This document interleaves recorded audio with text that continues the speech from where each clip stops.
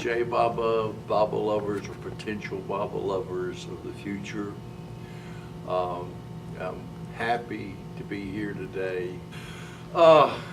Many stories. I actually wrote down a list, and I don't have any chronological order. I'll come up with a few.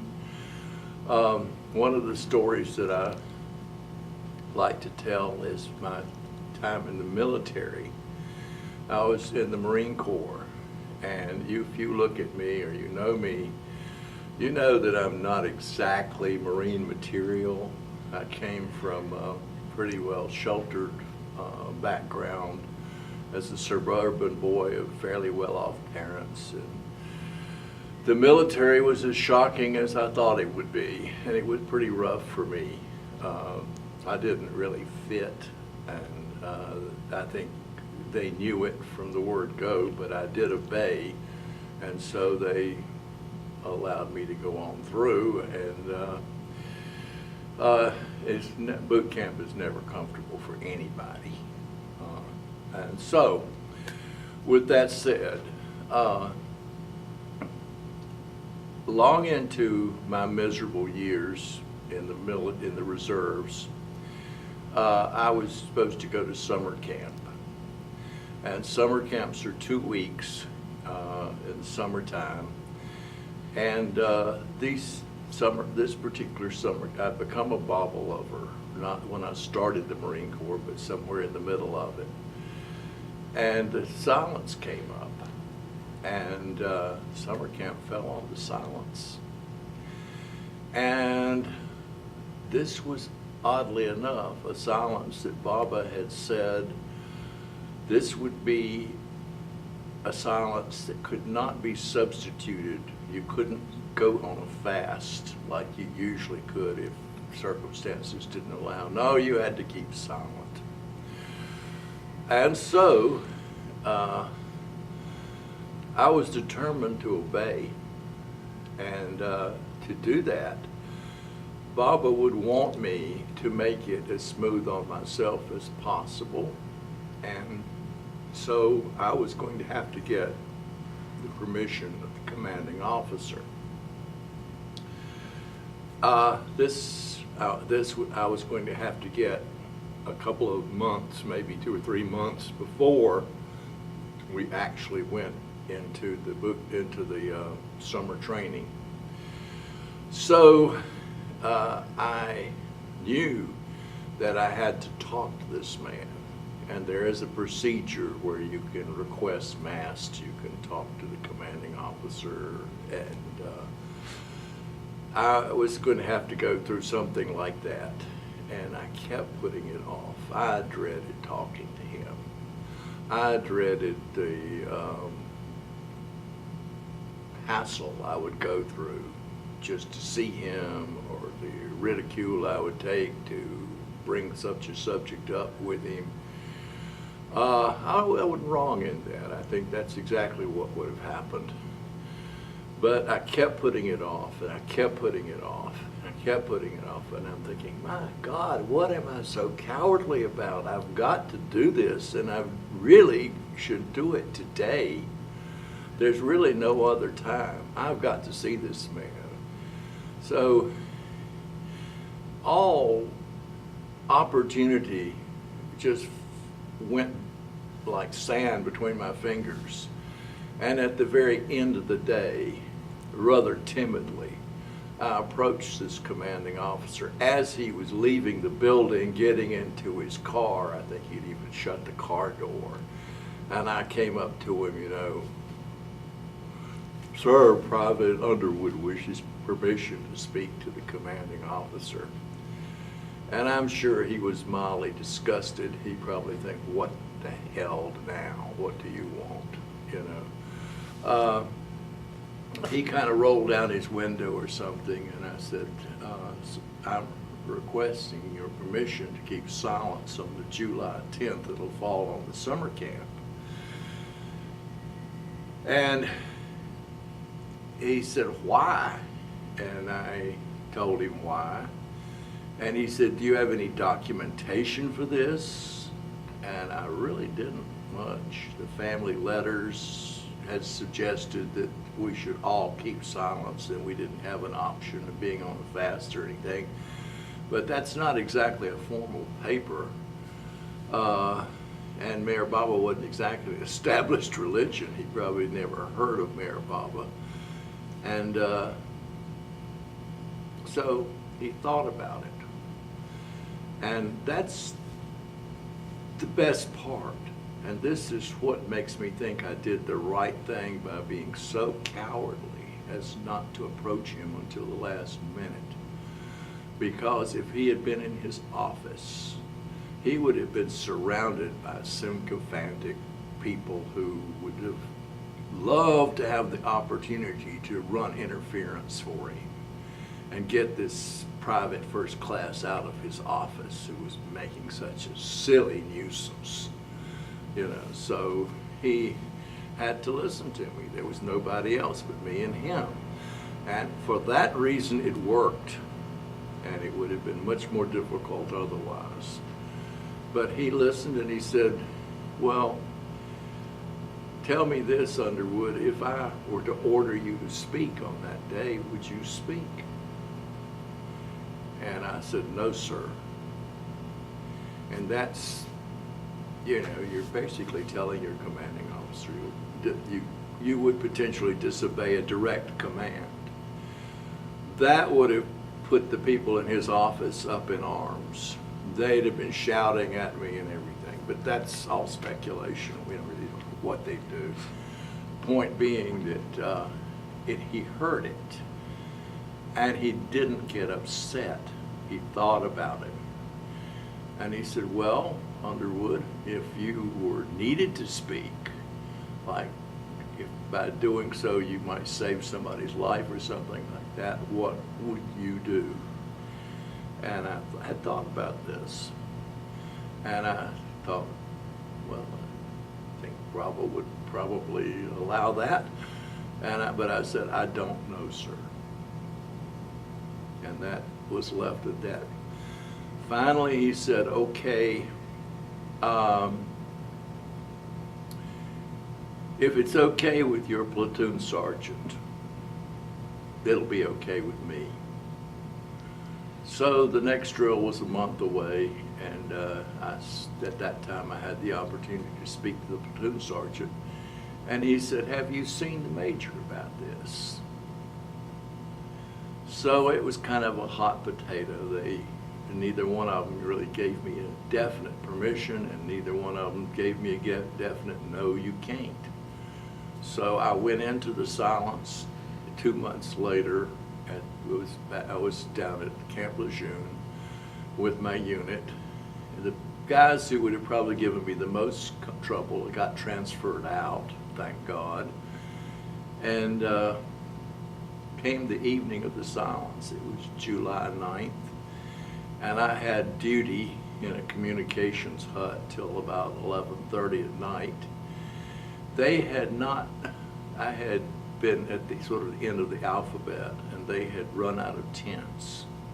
So we had what was called shelter halves. I carried half, and the other guy carried half, and we snapped those shelter halves together and made a tent out of them. They had run out. I didn't have a shelter half. So I didn't have a tent buddy. So what to do with me? Well, they had a kind of a circus tent, a much larger tent where the non-commissioned officers had cots set up. And that's where they said, you sleep in there. So there I was with all the non-commissioned officers.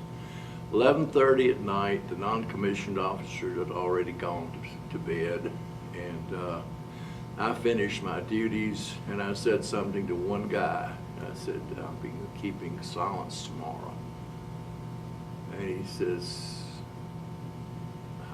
what do you mean? I told him. He said, for how long? I said, all day. He said, 24 hours. So he is the only person who really knew. I think everybody else I'd ever discussed it with 2 months before had forgotten about it altogether. And there was also no flashlight issue. So I stumbled out into the dark and found my way to the non-commissioned officer's tent. Very little light. Went in the tent, rolled down my sleeping bag on the ground, and I'm next to this non-commissioned officer on a cot. And it's pretty dark in there. I mean, it was dark outside. It was even darker in the tent. And I'm going about my business. It's probably 12 o'clock now.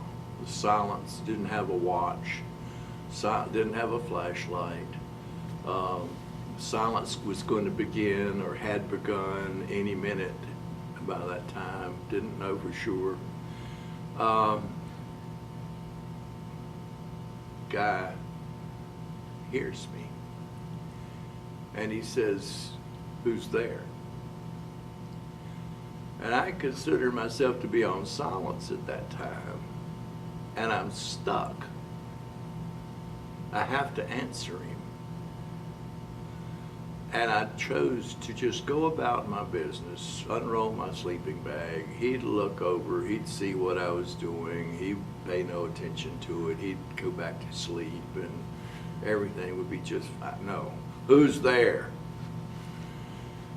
And I knew I couldn't, there's nothing I could do, but I tried to figure out a compromise, and the only compromise was that I made the sound,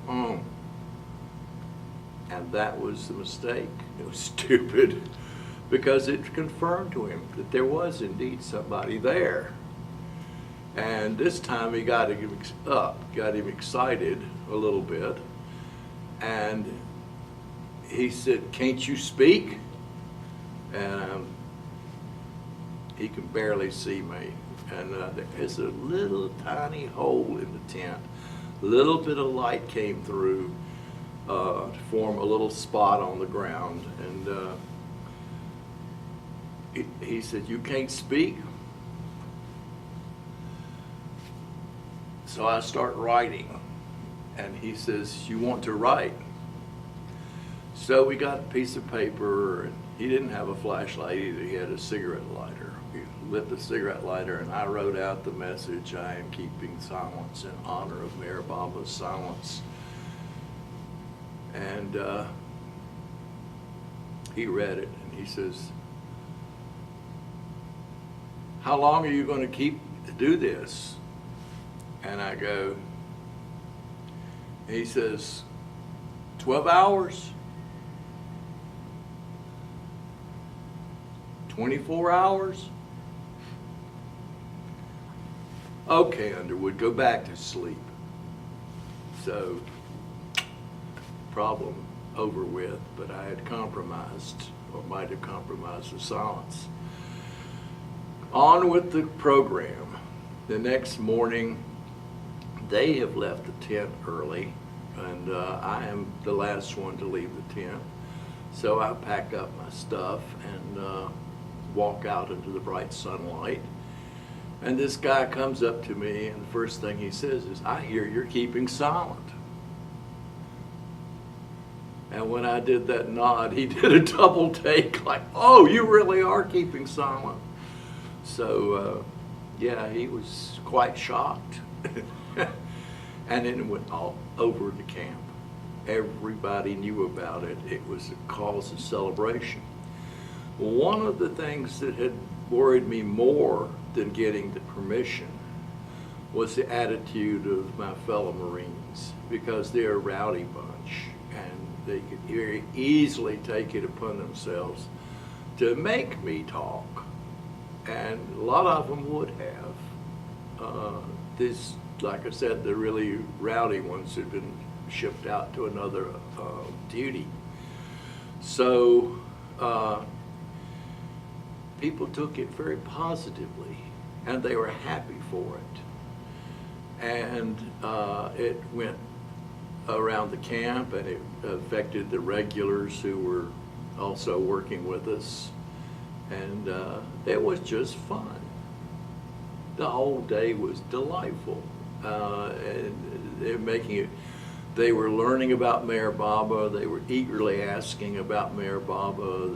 It was you know, they'd never heard of anybody doing anything like that before. So that was fun for everybody. That was then they said, "Are you going to do it again next year?" I said, "Yeah, if it falls on July 10th, I will." And they even had me go through, or the whole group went through an inspection.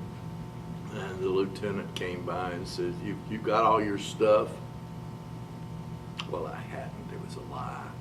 But I said yes. And he says, "Okay, no need to go into detail." He goes on to the next person.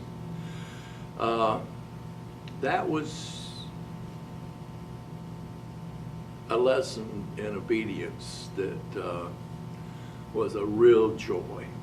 It was a real joy. It changed my relationships with everybody in the Marine Corps. I went from being somebody who really had a kind of a piss poor attitude to somebody who was very well liked, and that was right. That continued. It continued to the next year, and the silence fell on July 10th the next year, and same sort of thing. They loved it.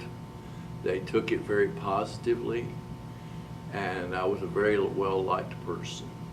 And when it came time for me to leave and finish up my obligation, they called me front and center, and it was a very informal ceremony. It was done in a formal way, but it was just something they had come up with. Somebody made a little plaque. It said just "Little Me Underdog," and it was framed, and they had it in a paper bag, and they presented it to me like they would present a medal, you know, and I pulled it out and showed it to everybody, and they cheered. And they asked me at the last, they said, just, you know, I think I was Lance Corporal by that time. They said, "Lance Corporal Underwood, front and center." So I came up there, and they said, "Dismiss the troops." Well, everybody is dying to go home. It's Sunday afternoon, their last chance with their girlfriend for the weekend, which has been shot doing military drill. And everybody wants to get out of there and recover what little is left of the weekend.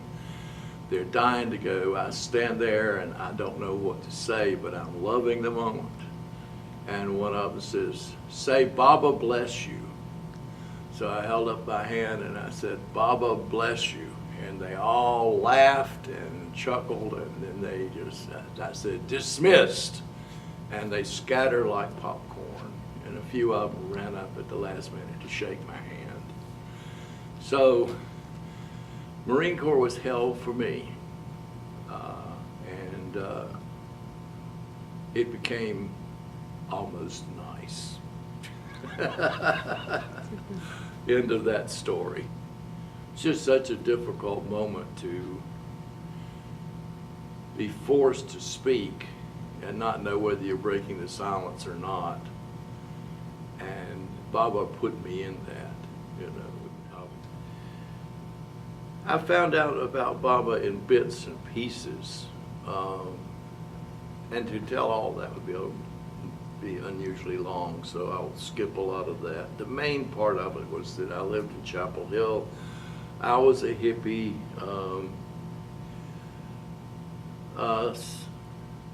Some of my friends had been busted for drugs, rather serious offense at the time.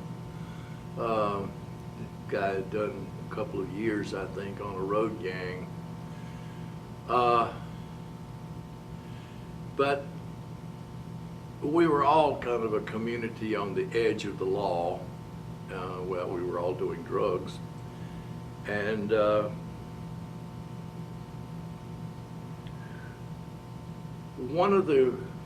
girlfriend of a guy who lived downstairs, she was suddenly friendly. I came up to my room after work and found that somebody had put a rose in a vase of water. And I thought, my God, who did that?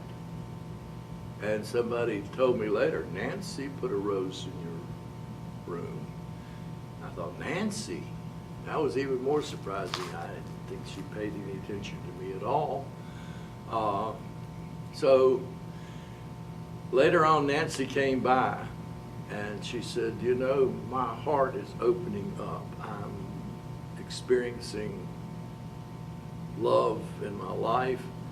I think it's due to Mayor Baba. We'd both been hearing about Mayor Baba, where somebody had showed me a picture with his face on it, and they had told me that he had an ashram down in Myrtle Beach. And I was thinking, oh man, cold showers, white robes, sandals, vegetarian diet. I love it. I'd love to go down there and see that. You know, I didn't know. They told me he was alive in Myrtle Beach. And so, anything. What year was it? Probably 67. You know, anything that was exotic. I was brought up a Southern Baptist, and anything that wasn't Southern Baptist was interesting to me. But Nancy came up and said, Mayor Baba's been affecting the people that I've been associating with and affecting me, and I want to go. And I thought, well, I wanted to go too. Might as well go. So we took off. We took off at 11 o'clock at night, drove down through at that time were 2-lane roads in the South Carolina wilderness for hours and hours through the swamps, and where you were to see a mercury vapor light half a mile ahead on a long straight road. And we finally got down to Myrtle Beach just before sunrise. We looked for the Mayor's Center. We couldn't find it. And Nancy had a rough idea where it was, but she wasn't quite right on it. We ended up going down this 2-lane dirt road till we came to a big mud puddle. I was used to taking my car through mud puddles, but I looked at that one and I thought, no, we're not going to go through that. So we tried to sleep, and if you roll the windows up to keep the mosquitoes out, it got too hot. And if you roll the windows down, the mosquitoes came with it. So we were miserable. We finally decided, okay, we don't have much money, but we'll go down into town, we'll get a motel room. The guy at the motel room, this was probably about 5 o'clock in the morning, a little surprising to see people coming down at that time of day. And we slept until probably about 8 and felt refreshed, as if we'd had a whole night of sleep. We went over to Mammy's kitchen. Nancy thought of calling, and we found the number for the center in the phone directory, called up. Turns out our friends from Chapel Hill, Marshall Hay, Art Luster, were there on the center at that time, and they were sent down to collect us and guide us in. So we went to we were invited to the center, and we met Kitty Davy and Elizabeth Patterson. And Nancy took to it. She was very accepting. She had already decided that Mayor Baba was who he said he was. Well, I was not. In fact, the whole idea of being too accepting of things like that rubs against me, and it still does. I mean, I'm just not quite so eager to jump on that kind of a bandwagon.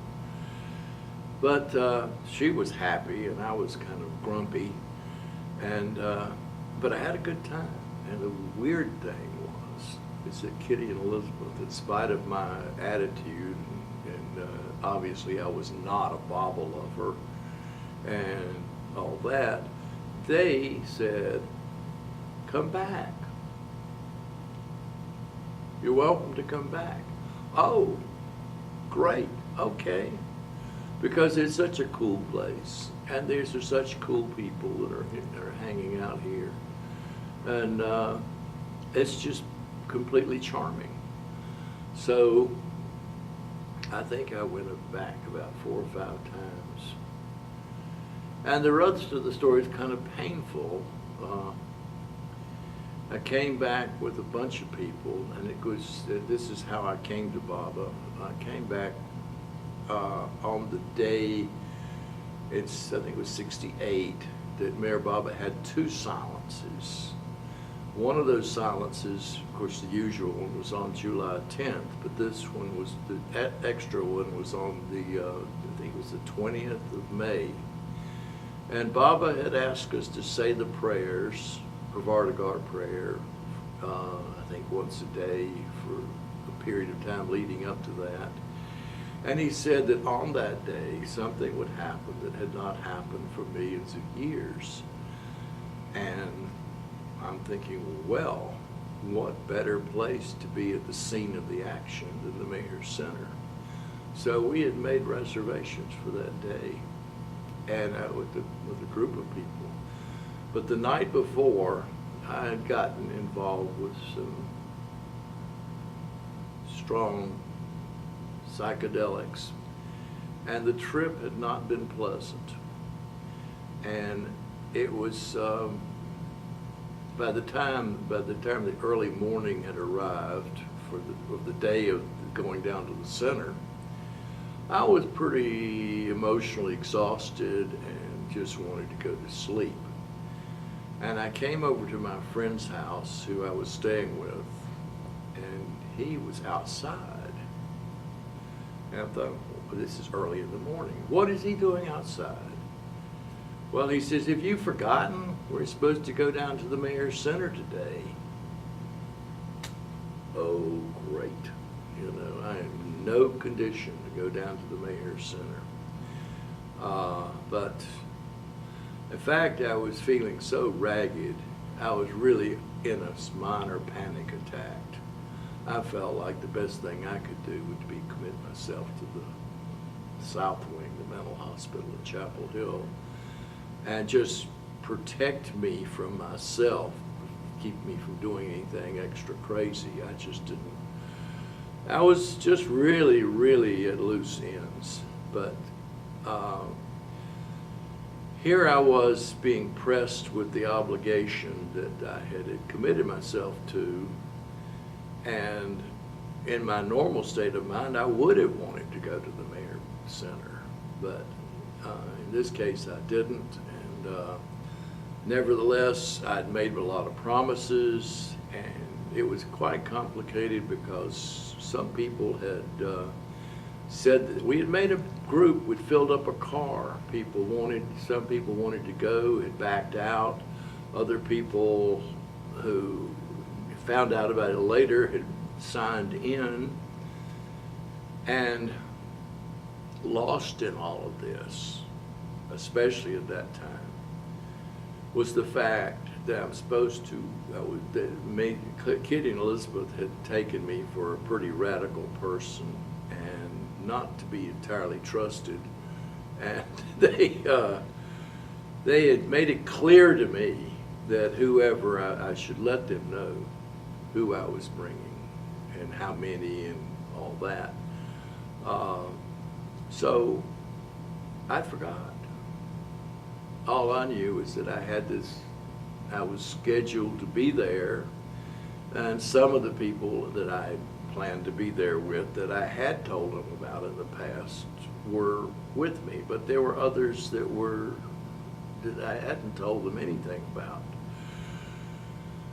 So somehow or other, as we drove down that long 4-hour, 4 hour drive to Myrtle Beach, things got lightened up. Slowly, I came out of this funky, burned out mood I was in, and we got there, and they were not happy to see me. None of the usual lighthearted happiness. I think Elizabeth, in her most stern, and she could be quite stern, she says, please come inside, just you. What? So I come inside. I knew there was trouble. I knew something was wrong. I didn't know what. these other people were sitting in the car, and I didn't know how long I would. It was so different from the usual reception that I just didn't know what to make of it. She took me out on the back porch, and we had a long discussion. And basically, what they said was, if, I told them, I said I'd been doing drugs the evening before, and they sort of said, do you still want to do them, or do you want to follow Baba? Because you can't do both. And I said, I want to follow Baba.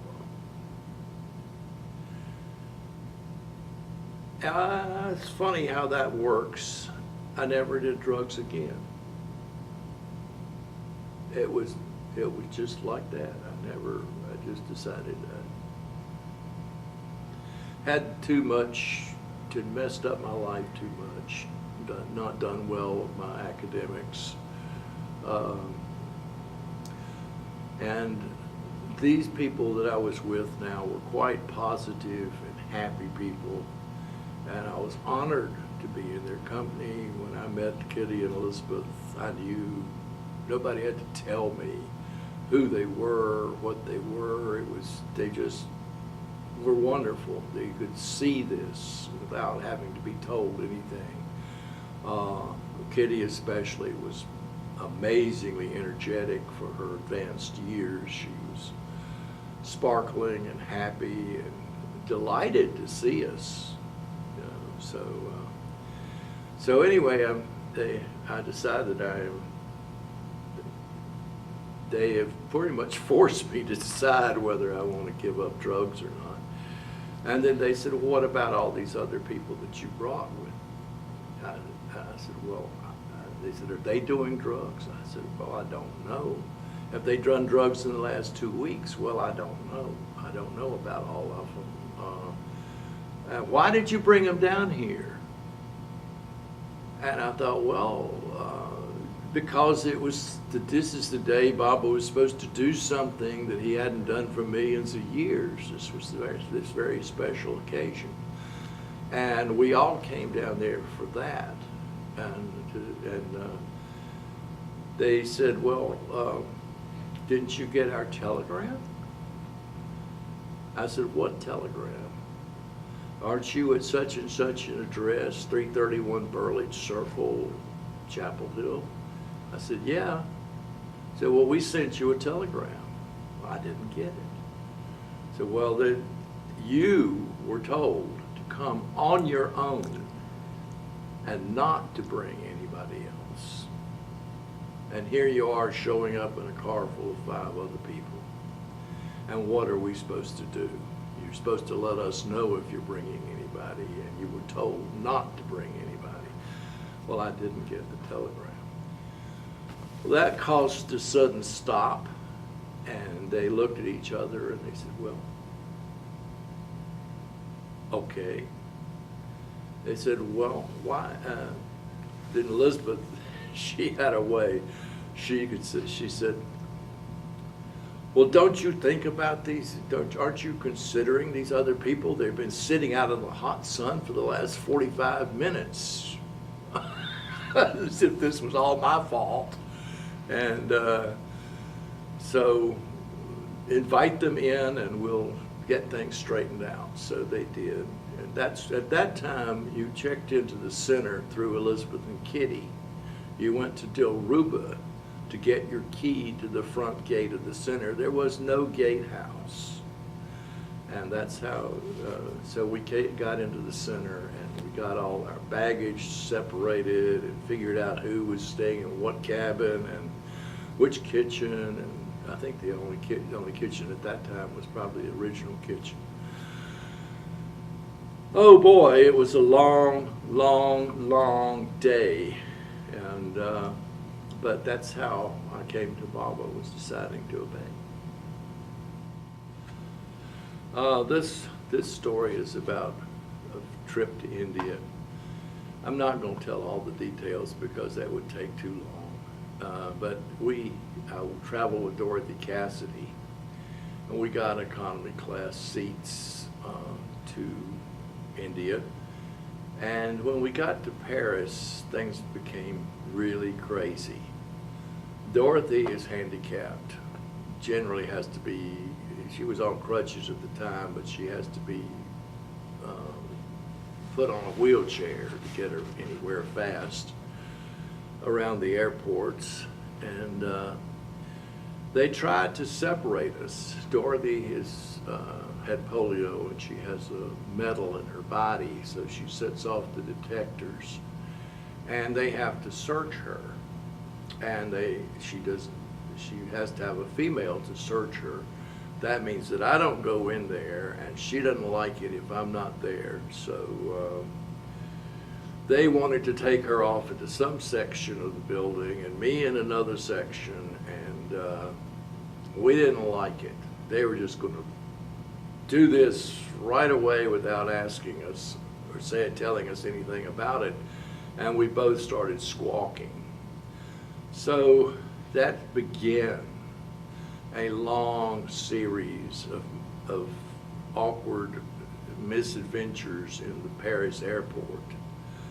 And eventually we got processed to a certain stage, and the plane was being delayed and this and that.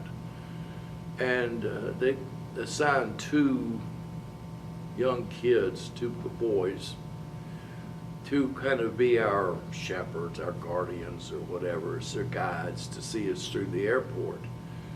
And they set us down in a little room somewhere out of the main hustle and bustle, and the boys said, well, we'll be back in about 45 minutes. Don't worry, be happy. Oh, I've heard that before. Yeah, that sounds familiar. Ah, so Mayor Baba's behind all this. This is the headache that we're going through. This is all the confusion. So the kid has just basically told us this is in God's hands. Just sit tight. Well, 45 minutes is a long time when you're waiting, when you're expecting a plane to leave 30 minutes ago. And I'm thinking, this is not solving the problem. I've got to do something. I can't just don't worry, be happy. I've got to do something about it. We are going to be late. We'll miss our plane. What a headache this is going to be. So we left that little waiting room and went into the main terminal, which was a madhouse of confusion. And we came up to this poor man at a desk, and this gentleman was standing there with a line of maybe 300 antsy customers, travelers facing him, eagerly awaiting him to process their ticket or whatever. Poor guy all by himself. And I thought, I will never get through here if I go down to the end of 300 people far in the distance. I'll never get processed. I'm going to have to try to demand special attention. Well, I'm standing right there next to him, and he is, of course, pointedly ignoring me, as he should, because there's all these other people who got there first. And at that moment, another man steps with nice uniform, fresh, crisp, and he's also a ticket processor, and he steps right up there next to the other guy, and he turns to me in front of all these 300 other people. He says, "Can I help you?" Well, yes, you can. It's just, there he is, they're there just to process my ticket.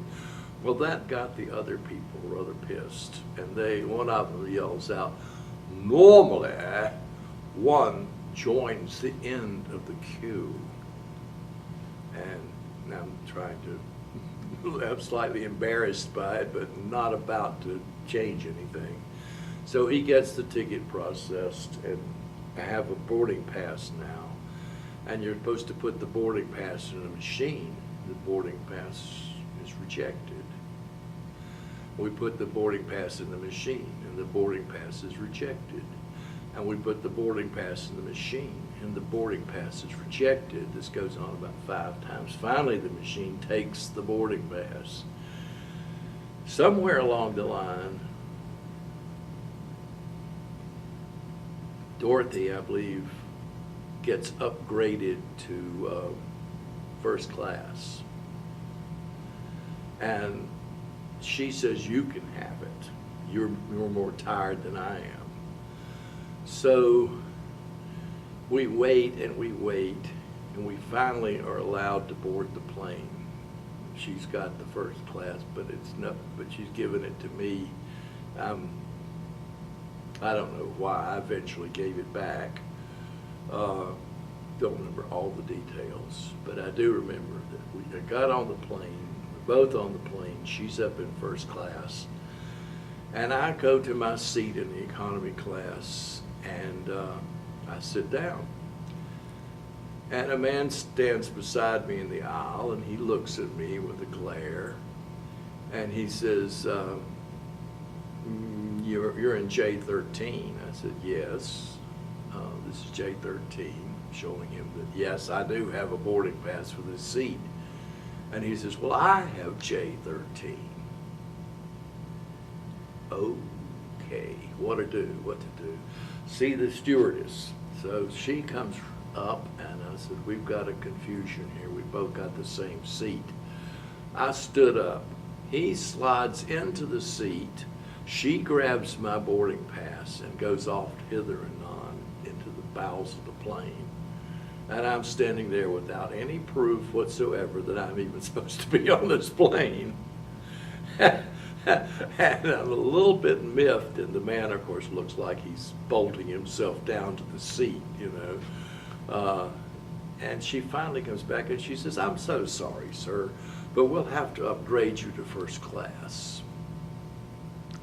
So there we go. I get in my seat. I say something to my seatmate. I said, I have a friend who's in another seat. Would you mind switching? And blah, blah, blah. We switched, and Dorothy and I got the seats side by side and headed off from Paris to Mumbai. So we both got upgraded to first class. Rare indeed that happens, but that's a story. I was just talking with Robin about an old Baba lover that I traveled to India with, Ken Kaufman. Ken had a dog, a Labrador, named Jason, and that was a very wonderful dog. The dog and I got along very much, very happily together. I played with Ken's dog. I enjoyed Ken's dog more than he did, probably. And I remember one time Jason had a strong feeling of love about him, a sweet dog. And he came up, trotted up to me. I was sitting, and he just lay his head down on my lap. And it was sort of like laying your head at Baba's feet or something. It was kind of like an act of surrender. I'm giving you, you know, I belong to you kind of thing. Well, he didn't. It was not my dog. But Jason felt like that at the moment, I think. And I did too. And I was very happy that he put his head on my lap, and there was all that love between me and Jason. Many years later, I was talking with Erich in Mondley Hall. It was just the two of us, and we were sitting side by side, facing him somewhat.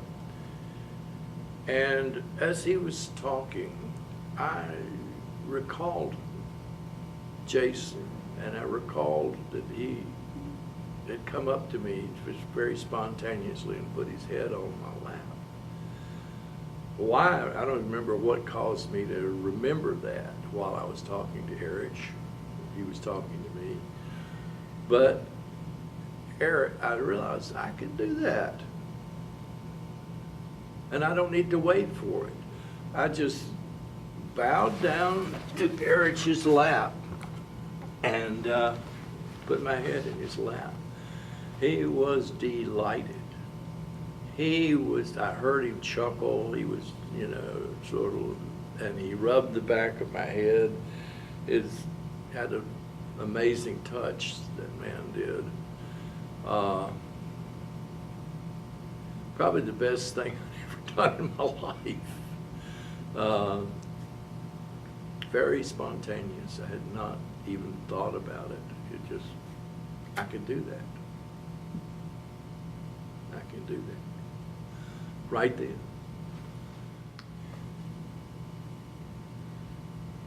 I remember that one time I had been in India and the visit had not been so pleasant. And I was disgruntled.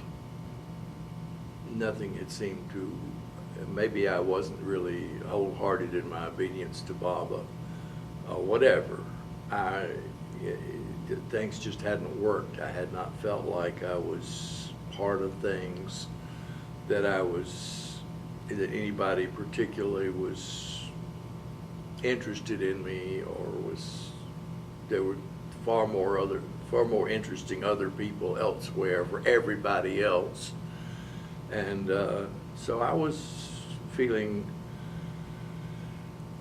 like, well, okay, I've done this. I've been to India several times and I've enjoyed myself, but this is it.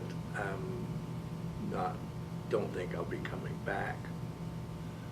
And so I got ready to leave, and that attitude, that mindset had not changed. And I said my goodbyes. And when I said my goodbyes to Monty, she came close and whispered in my ear. And I'm thinking, why is she whispering? And she says, "You will return to India." And it really surprised me. I was thinking, well, I don't think so. But I'm also thinking, why is she whispering? Why did she say it that way? And I never really understood why she thought that, why she'd whispered. But eventually, as years passed, maybe I grew a little bit somewhere, whatever karma happened that made it possible. I decided, again, thanks to Ken Kaufman, that I would return to India. And so when I saw Monty again, I said, I have returned, wondering if she would even remember the conversation. Right on top of it, as if not 10 minutes had passed from the last conversation, which had been something like 8 years before. She says, "By Baba's grace."